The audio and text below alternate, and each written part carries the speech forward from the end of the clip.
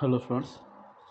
So already in the earlier lectures you have come across the timers and counters in 8051 plus the special function registers which are available in special functions which are associated with respect to your timers and counters. So in this lecture we will be learning about your serial IO, serial input and output, right?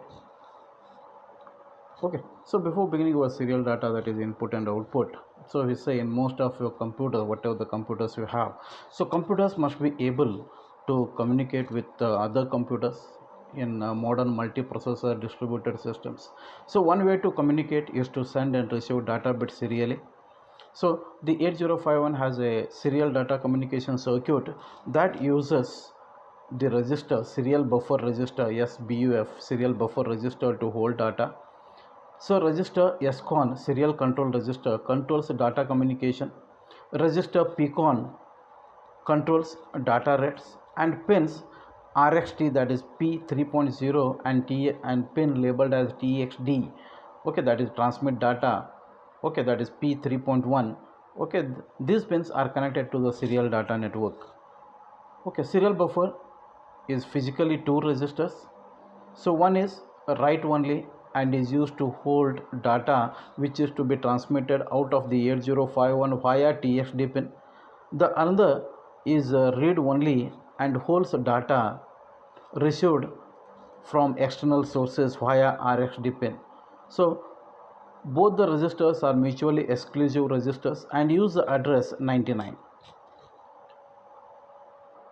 There are four programmable modes for serial data communication that are chosen by setting SMX bit in SCON register, and baud rates are determined by the mode chosen. Means whatever the data rate, which the bit rate or the transmission rate is determined by the mode.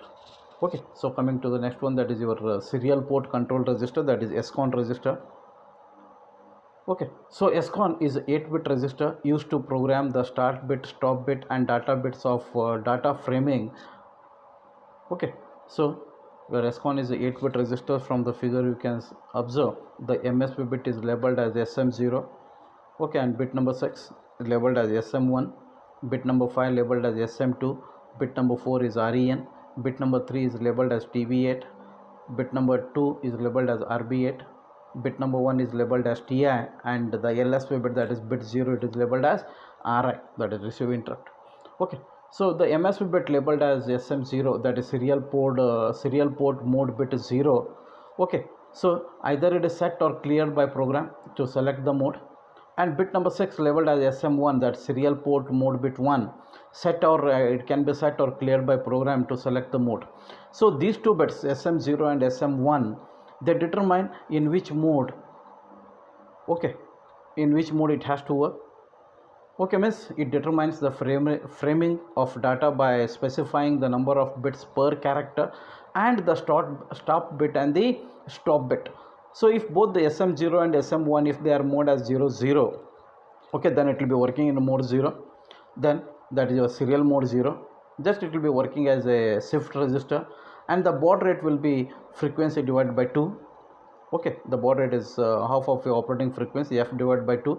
Okay, then so if SM0 is made as 0 and SM1 is made as 1, okay, then that is serial mode 1, then it will be working as a 8-bit UART, universal asynchronous receiver transmitter, and the baud rate is variable. Okay, and if the bits are made as 1 0, is SM0 bit is made as 1 and SM1 bit is made as 0, then it will be working in serial mode 2, then it will be working as a 9-bit UART, and the baud rate is f divided by 32 or f divided by 64, frequency divided by 32 or frequency divided by 64. And if both the bits are made as high, then it will be working in serial mode 3. In that case, it will be working as a 9-bit UART and the baud rate is variable. Okay, then you have the next bit, that is SM2, multiprocessor communication bit. Okay, and it can be set or cleared by program to enable multiprocessor communications in mode 2 and mode 3. Okay, so when set to 1, an interrupt is generated if bit 9 of the received data is a 1, and no interrupt is generated if bit 9 is a 0. If set to 1 for mode 1, no interrupt will be generated unless a valid stop bit is received.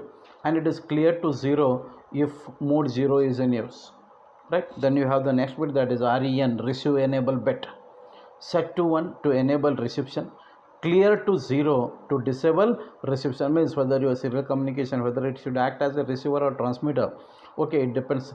Okay, that receive enable, how the buffers have to work, it depends upon this, that REN bit. If it is set to 1, then the reception will be enabled. If it is reset to 0, then the reception will be disabled. Then you have the next bit, that is your TB8, transmit bit 8, okay, set or cleared by program in mode 2 and mode 3. Then we have RB8, received bit 8 of received data in mode 2 and 3, and it is stop bit in mode 1 and it is not used in mode 0. Okay, that is the next bit, that is bit 1, labeled as TI, transmit interrupt flag, set to 1 at the end of bit 7 time in mode 0 and at the beginning of the stop bit for other modes, and it must be cleared by the program. Then we have the LSB bit, labeled as RI, receive interrupt flag, set to 1 at the end of bit 7 time in mode 0 and halfway through the stop bit for other modes, and it must be cleared by the program. And SCON register, okay, it is a bit addressable register, okay, addressed as SCON.0 to SCON.7. okay, then we have your serial data interrupts. So serial data communication is relatively a slow process, occupying many milliseconds per data byte to accomplish. In order not to tie up valuable transmission and reception, okay, notice that the transmission is under the complete control of the program, but the reception of data is unpredictable, and at random times they are beyond the control of the program. The serial data flags in SCON, that is RI and TI, are set whenever a data byte is transmitted. Means whenever a data byte is transmitted, TI is set, or whenever the data byte is received, then RI will be set. So these flags are all together to produce an interrupt to the program. So the program must read these flags to determine which caused the interrupt, means whether the interrupt is generated by RI or TI, and then clear the flag. So this is unlike timer flags are cleared automatically. Okay, so in this case it is the responsibility of the programmer to write routines that handle the serial data flags. Okay, so coming to your data transmission, okay, so we have a serial buffer register, which is an 8-bit register used only for serial communication. Okay, for a byte which is to be transmitted via the TXD line, okay, first the data which has to be transmitted, it has to be placed in the serial buffer register.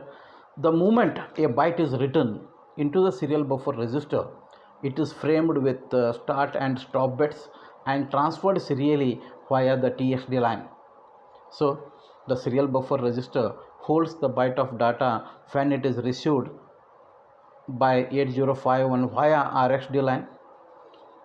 When the bits are received serially via RxD line, the 8051 deframes it, means separates it by eliminating the stop and start bits, making a byte of data received and then placing it in the serial buffer register. Right, so below you have some of the examples. Move serial buffer comma hash D, that is load. Okay, hash D, as it has been enclosed into single quotes, it will be treated as a character. Okay, so the ASCII code for your character, the ASCII code for your D is 44. So now 44 will be loaded into your serial buffer register. Okay, then move serial buffer comma A, copy accumulator, copy the content of accumulator into serial buffer. And the last example, you have move A comma serial buffer SBUF. Okay, the content of your serial buffer register is copied into accumulator. So now let's check out how the 8051 has to be programmed to transfer character bytes serially. So first, the TMOD register has to be loaded with the value 20H, indicating the use of timer 1 in mode 2. Okay, timer 1 in mode 2, that is your 8-bit auto reload to set the transmission rate or the baud rate.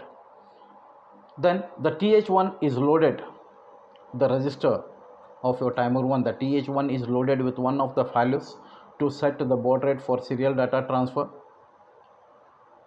The SCON register is loaded with the value 50, indicating serial mode 1, wherein 8-bit data is framed with start and stop bits. Then The TR is set to 1, TR1 is set to 1 to start timer 1. TI is cleared by clear TI instruction. The character byte to be transferred serially is written into serial buffer register.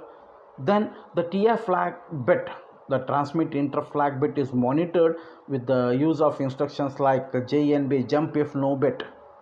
Okay, to see if the character has been transferred completely, means when all the 8 bits have been transmitted, then the transmit interrupt flag will be set to 1.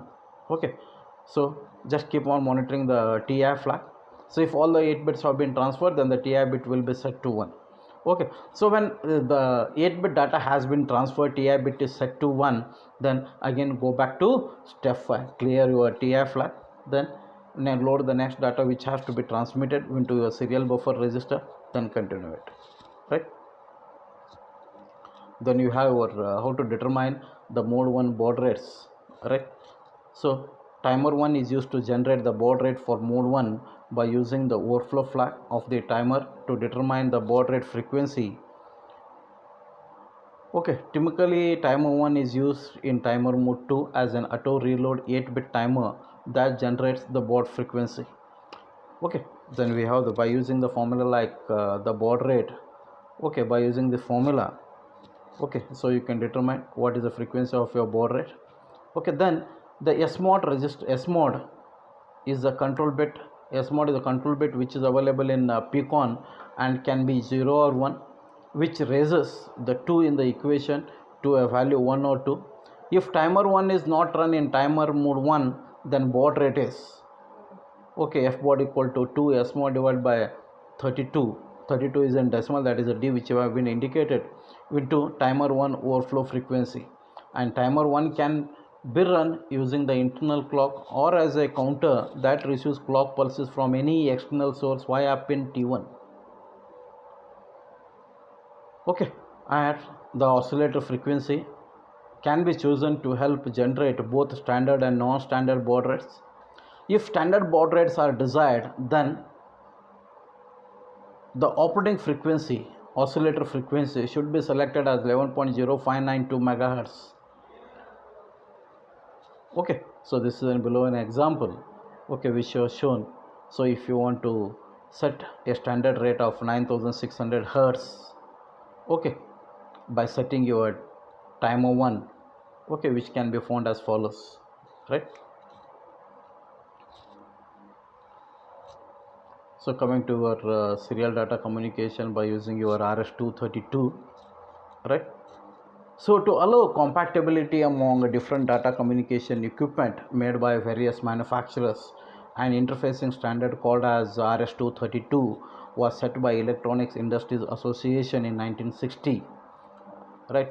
So since the standard was set long before the invent or before the advent or before the development of your logic families, its input, okay, so as it was invented before the advent of your logic families, its input and output voltages levels are not TTL compatible. TTL stands for your transistor logic. So in RS-232, a logic 1 is represented by -3 to -3 volt to -25 volt and is referred as mark, while logic 0 is represented by +3 volt to +25 volt and is referred as space. For this reason, to connect any RS-232 to a microcontroller system, we must use voltage converters such as MAX232 to convert the TTL logic level to RS-232 voltage levels and vice versa. So MAX232 IC chips are commonly referred as line drivers. In RS-232 standard, we use two types of connectors, that is DB9 connector or DB25 connector. The male connectors we can check out from the figure, right?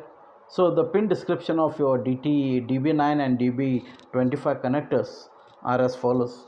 So pin number 2, so whatever things in table you can observe from the DB25 connector as well as DB9, okay, so whatever the abbreviations you have, so that pin number 2 or pin number 3 in DB25 or in DB9 labeled as TD, that is your transmit data. Then you have RD, receive data, RTS, request to send, CTS, clear to send, DSR, data set ready, SG signal ground, CD carrier detect, DTR data terminal ready, RI ring indicator, correct? So that is a pin description which are available for your DB9 as well as DB25. So connecting your 8051 to MAX 232. Okay, so from the figure you can observe whatever the connections have been made. So the 8051 has two pins that are used specifically for transmitting and receiving data serially. These two pins are called TXD and RXD, transmit data and receive data. Pin 11 of 8051, that is P3.1, is assigned to TXD, and pin number 10 of 8051, okay, is designated as RXD. These pins are TTL compatible, therefore they require line driver like MAX 232 to make them RS232 compatible. MAX 232 converts your RS232 voltage levels to TTL voltage levels and TTL voltage levels to RS232. One advantage of using MAX 232 is that it uses a plus 5 volt power supply, which is the same as the source voltage for the 8051, correct? So from the figure you can observe whatever the connections have been made, okay, by using the line driver, that is MAX 232 and your 8051, okay. So beginning with the next bit, that is serial communication programming in assembly and your C, means what are the different steps to program your 8051 to transfer data serially, right? Okay, so first step is that the TMOD register is loaded with the value 20H, indicating the use of timer 1 in mode 2, that is 8-bit auto reload to set the baud rate. Then TH1 is loaded with one of the values, means whatever, by using the above formula, whatever thing you have seen, whatever the value is there which has to be loaded to set the baud rate for serial data transfer.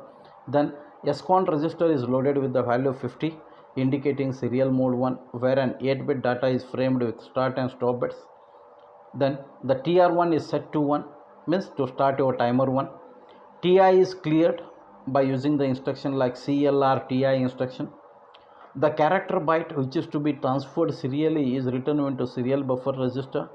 Then the TI flag, transmit interrupt flag bit, is monitored by using the instruction like JNB jump if no bit TI to see if the character has been transferred completely. So when all the 8 bits have been transferred completely, then the TI bit will be set to 1. So when TI bit is set to 1, go back to step 5 to transfer the next byte. Okay, thank you.